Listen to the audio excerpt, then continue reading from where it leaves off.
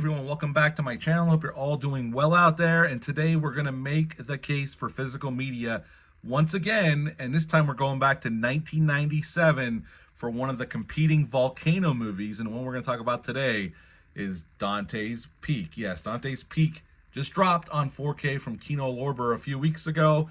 We're going to talk about it right now. Now, Dante's Peak came out February 7th of 1997. PG-13, it's an hour and 48 minutes long, had a budget of $116 million, and upon release it made 67 in America and 178 worldwide. Roger Donaldson directed this film, and he was just coming off of Species in 1995, which actually we're going to talk about Species pretty soon on the channel. I'm going to review that movie. In this movie, we got James Bond himself, Pierce Brosnan as Harry Dalton, and we got Linda Hamilton playing Rachel. She owns this coffee shop and a mayor of this small town of Dante's Peak.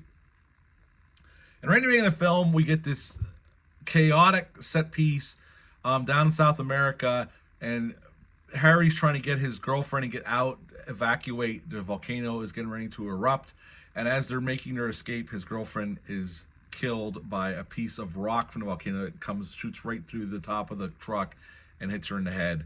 And we fast forward to 4 years later, and now Dante's Peak, who is named the second best place to live in the United States, is starting to have some problems with their mountain. So Harry and his team go to Dante's Peak. We have a little bit of a love interest with Linda Hamilton, who's lovely here. And as you'd expect, the volcano's got to erupt. It's a disaster film, so the disaster has to happen, and it happens in spectacular fashion here. And we get everything you could possibly want from a disaster film. And at the end, a lot of people die along the way, but Harry, Rachel, and her children, even though they're the last ones left in Dante's Peak, survive, and they get rescued, and that's the end of Dante's Peak.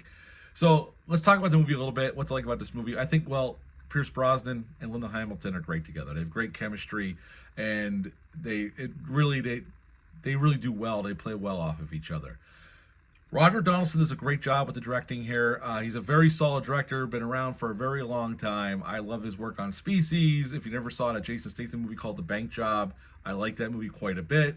He's been around for a very long time, and he definitely does a nice job with this film, handling all the effects and whatnot. So yeah, it's very well shot. The action is very well staged, and most of the effects were done practically with model work. CGI obviously was implemented in putting a mountain there because they shot this, and all the exterior shots were shot in Wallace, Idaho, and there's no volcano there. So they basically imposed in with CGI of Mount St. Helens, and all the crater shots in the movie were actually went up on Mount St. Helens and filmed there. Is there any drawbacks? It's a disaster film, so it's not perfect, but between Brosnan and Hamilton together, the sure direction of Roger Donaldson, spectacular effects, I think it's well paced. This is a very fun disaster movie, and I remember watching the shit out of this back in the 90s, especially when it came out in VHS. We had the VHS, and I used to watch it all the time. So the movie itself, the volcanic ash was all ground up newspaper, very fine newspaper. That's how they pulled that off. And this movie competed with Volcano with Tommy Lee Jones, which would come out later that year. Not too much later, April 25th of 1997, which I saw Volcano in the theater, actually. And I actually do like Volcano. I wish that needs a 4K. It doesn't have one, and actually the Blu-ray's been out of print, at least on Amazon anyway. I'm sure you can get your hands on a copy of it, but it's been out of print for a little while. That one needs a 4K. I actually like that movie, too. I think that one's even a little bit more goofier, but I like that movie quite a bit, and Tommy Lee Jones is really good in that movie. So those were our two competing Volcano movies back in 1997. The movie itself, I would give Dante's Peak an 8.5 out of 10. I've always enjoyed this movie. I think it's really well handled by Roger Donaldson. The cast sells it, and when the shit hits the fan, it's very well done. And I appreciate the model work and all that stuff, and the effort that went into this movie. So an 8.5 out of 10 for the film itself. So let's talk about this brand new 4K from Kino Lorber. This is a 4K scan of the original 35mm camera negative. This was approved by Roger Donaldson himself, the director. He came in and approved the new scan of the movie. And the movie looks the best it's looked. I own the Blu-ray that was released about 10 years ago. I think that Blu-ray is pretty old now at this point. This is definitely the best the movie's looked. There's a fine grain. You get that grain in there. They didn't scrub the grain. It's still present.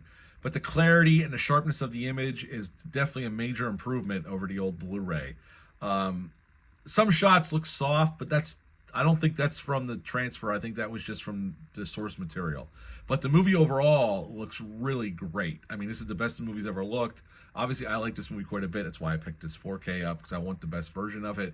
And in my mind, this is the best version, the best this movie's looked, and probably the best the movie's ever gonna look. I don't know if we'll get another crack at this down the road, but it's a really well done transfer. And then they also gave us a Dolby Atmos track, and that Dolby Atmos track is very active, especially when we get the action sequences and when the mountain blows and all that stuff. I got a Samsung soundbar with Dolby Atmos and DTS, and along with a subwoofer, and this movie definitely gave it a workout. It's really well done. It also has a 5.1 DTS track as well. I didn't test that. I watched it with the Atmos track, and it was really well done. So if you have a surround sound system, it's going to give you everything you want in a Dolby Atmos track on a movie that has a lot going on, especially once the shit hits the fan towards the end of the film. Now, special feature wise, this movie also comes, I'll show you this slipcover. I'll show you the movie. There is some special features, but it's all like stuff ported over from before. We get the 4K disc and the Blu-ray disc in here, typical for Kino Lorber. And the Blu-ray disc in here does have the new 4K transfer on it, so it's definitely an upgrade just from the old Blu-ray, just that alone, the new 4K scan. There is an audio commentary with Roger Donaldson. I think that's the one ported over from the old materials, supplemental materials from before and other releases. And there is like an hour-long documentary called Getting Close to the Show, The Making of Dante's Peak. It's pretty extensive. I didn't watch it, but I remember seeing it years ago. It's pretty extensive, going through how they pulled off the movie. So if you like making ofs, it's definitely worth your time. And then the theatrical trailer's on here as well. But if you are a fan of this movie, it is definitely worth the upgrade. Right now on Amazon, as of yesterday, I'm not talking about today, but it was on sale for $22.